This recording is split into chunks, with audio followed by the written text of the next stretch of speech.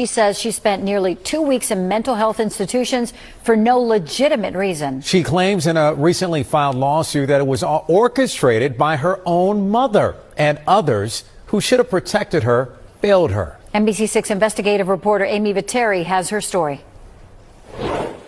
So legally, I can go home. No, you cannot. Why? Because you're being Baker acted. Body camera video shows the moments Broward deputies encouraged Desiree Hadley to get into this pickup truck with people she says she didn't know. I can't ride with you and you guys take me?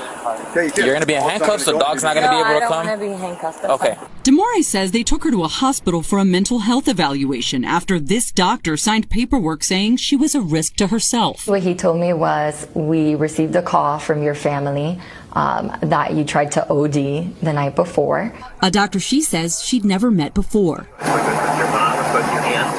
And according to Desiree, it's her own mother who's behind it. In this lawsuit, she claims her mother, Desiree Perez, used unlawful means to have Desiree falsely detained under Florida's Baker Act and Marchman Act. So she's the CEO of Rock Nation, a company that she owns along with Sean Carter, the famous rapper Jay-Z. The complaint alleges a conspiracy, saying Perez used her money, power, and influence to tear apart Desiree and her husband, Javon Hadley, and created an enterprise of individuals to effectuate her plot. To essentially try to separate me from my husband and to falsely accuse him of domestic violence. Perez has repeatedly denied these allegations in court filings. A month before Desiree filed her complaint, we found her mother filed her own lawsuit against Demore's husband, Javon, citing evidence Perez says he has abused her daughter for years, something the couple has denied in court records.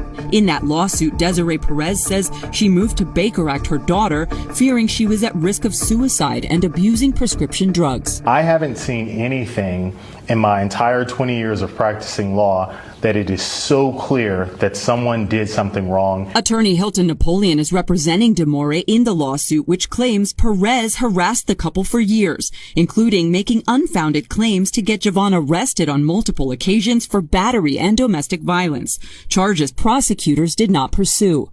The state attorney's office wrote a 11-page scathing closeout memoranda, which basically said that her mother made false allegations to the police. In this closeout memo, a prosecutor with the Miami-Dade State Attorney's Office cites Demore's lack of cooperation and raises concerns about some of the evidence and how it was obtained.